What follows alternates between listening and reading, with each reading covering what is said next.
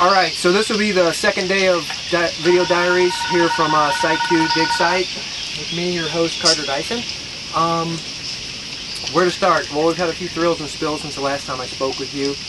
We had to medevac Rodrigo back to Juarez with a spider bite. We also flipped a truck on the way to this particular site. No injuries, although we did lose some gear, among them the secondary GPR, so we're down to just Grumpy.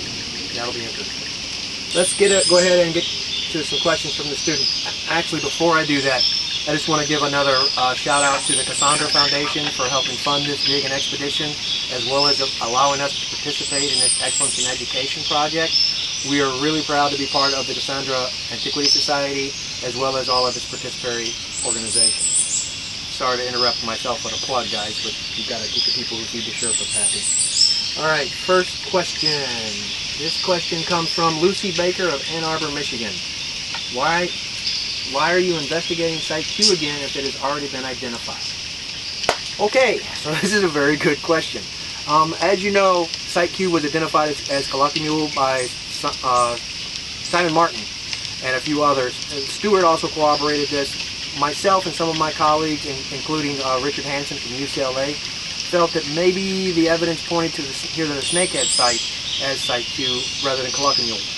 But because there were no ruins, the case wasn't really bound out for that. No ruins, that is, until recently. Due to some retranslations of the original glyphs and languages, both myself and Dr. Tanaka felt it was a good time to reinvestigate the Snakehead site. Alright, next question comes from Javier Villagomez of Galveston, Texas. What led you to the Snakehead site again?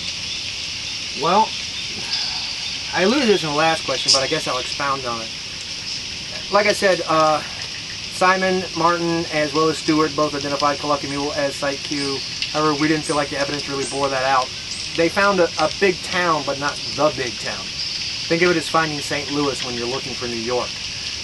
That, combined with Gochi satellite data of all things, which evidently with the right algorithms and access to supercomputing, was able to find a very significant mass concentration here on the Snakehead site that previous expeditions, including my own, had missed. That, along with the cladistic analysis of the glyphs and retranslations, led us back here to this site.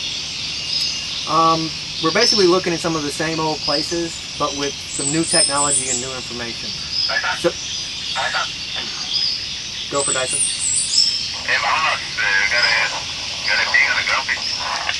Roger, I'm on my way. Like I was saying, new technologies. Evidently Grumpy found something. Maybe technology's paying off finally.